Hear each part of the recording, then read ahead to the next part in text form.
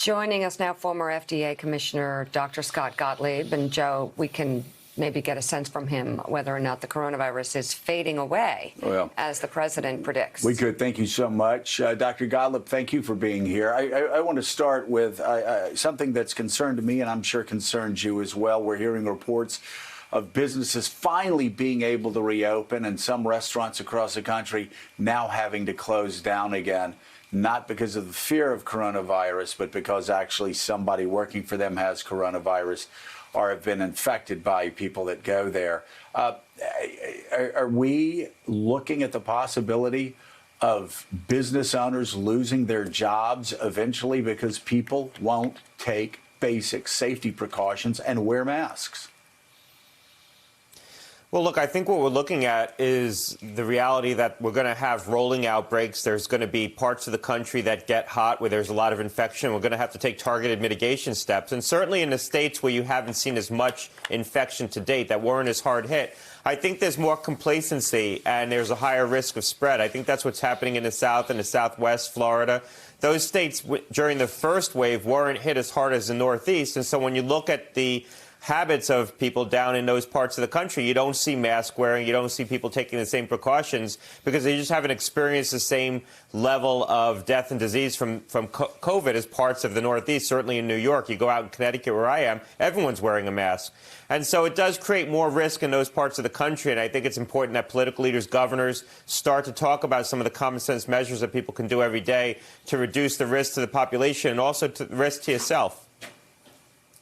How important, I'm sorry to make you repeat this again, but in case somebody is watching and we're talking about the possibility of a second wave or continuing the spikes in the first wave, how far will wearing a mask, like an N95 mask, go when a person goes to a restaurant or goes out shopping? How far will it go to stop the spread of this disease? So again, people can continue to shop, go out to restaurants, eat outside, and not worry about these businesses being closed down again, not worry about them contributing personally to the spread.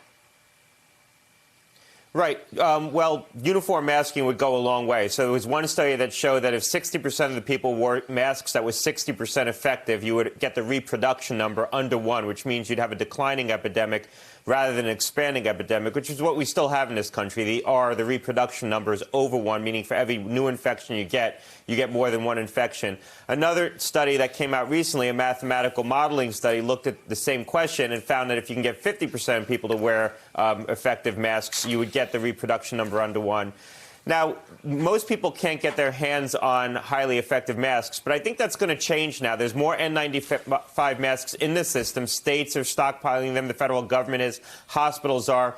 Consumers can purchase them. They're expensive, but they're starting to enter into the consumer segment. But even a level 3 procedure mask, which are available, are going to offer a higher amount of protection than just a cloth mask. Any mask is helpful, but the more protective the mask, the better. And certainly for people who are at high risk, you think of an older individual who might be going into a congregate setting because they have to, maybe a visit to the doctor's office.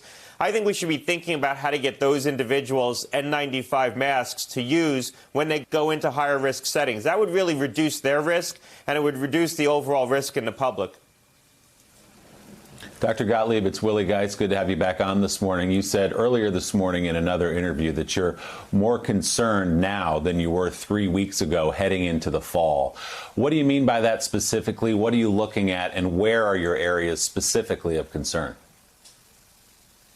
Well, we have a lot of persistent infection in this country. We're diagnosing 20,000 cases a day. If you figure that we're only diagnosing probably 1 in 8 to 1 in 10 infections, that's about 150,000 infections a day that are new infections each day. And the prevalence of COVID right now in the general population is probably 1 in 200. 1 in 200 people have the infection right now, either coronavirus, the infection, or COVID, the disease.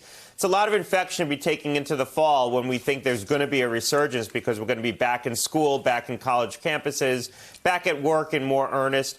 And there are parts of the country right now that have full-blown outbreaks underway. When you look at what's happening in parts of Florida, parts of Texas, Houston and the Austin area, you look what's happening in Arizona as well, Alabama, South Carolina, those are outbreaks. I mean, there's no other way to phrase them. And we're not really implementing the kind of tough measures, targeted measures, that could get those outbreaks under control yet. There's no reason to implement population-wide mitigation again. We're not going to shut things down. The people don't want it. The politicians don't want it. But the public wouldn't support it. But that doesn't mean that we can't take targeted measures in places where it is spreading. So in Texas, for example, 25% of all the hospitalizations are between the age of 20 and 29. In some parts of Texas around Austin, more than half of the infections are under the age of 30. The governor there has said that he thinks bars are a congregate setting where a lot of the spread is taking place among young people. So you might take some targeted actions in the places where there are outbreaks against those establishments, where you might say, well, you have to go back to 50% occupancy or 25%. Maybe you close some establishments on a temporary basis. Those are targeted mitigation steps. We have to be willing to consider those kinds of targeted steps if we want to prevent these outbreaks from happening. Dr. Gottlieb, rallies, concerts, protests that are close-knit, where there are lots of people, but large groups in a room sitting next to each other or standing next to each other, is that safe? If you deem it not safe, what is the risk level? And when would it be okay to do such an event? It's hard to say what the risk level is. It's hard to quantify that. Again, you think the prevalence is about 1 in 200, so you think any room with thousands of people, you can start to do the math on how many infected people are going to be in that setting, and then you can apply some statistics on what the likelihood that is that you're going to get a super spreading event. But certainly large gatherings are risky. Large gatherings done indoors are riskier. Large gatherings where people are shouting or singing or chanting are riskier types of settings. So anything where you're bringing people indoors in a congregate setting is going to be higher risk. So you think of movie theaters as well. You think of restaurants as well. And that's why we've put in place social distancing rules in restaurants. Doctor, what's your read on the news out of Britain that UK doctors believe a cheap steroid actually may be able to help those who are most seriously stricken with COVID-19? It looks very encouraging. I mean, the top line from that study looks very encouraging. There's a significant reduction in death, 30% reduction in death for people who are on ventilators, and a 20% reduction in death in people who required oxygen in the hospital. There's two components to COVID, the disease. The first is the viral response phase, where you get sick from the virus. That's the fever, the cough. That lasts about a week to 10 days. And then a certain segment of people go on to develop an inflammatory phase of the infection. Not everyone, but some do. And that's an immune response to the infection. And those are the people who get in trouble. It appears as steroids treat that immune response, that inflammatory phase of the infection. And we've known things that can interfere with the immune response potentially could be effective. Steroids are one thing that can help suppress that immune response.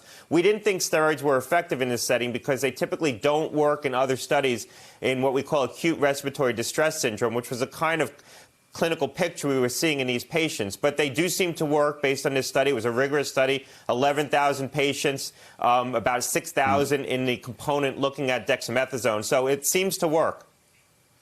Sounds like some good news. Thank you so much, former FDA Commissioner. Thank you, Doctor. Dr. Scott Gottlieb. We always appreciate you being here so much. Have a good day. Thanks for checking out MSNBC on YouTube, and make sure you subscribe to stay up to date on the day's biggest stories. And you can click on any of the videos around us to watch more from Morning Joe and MSNBC. Thanks so much for watching.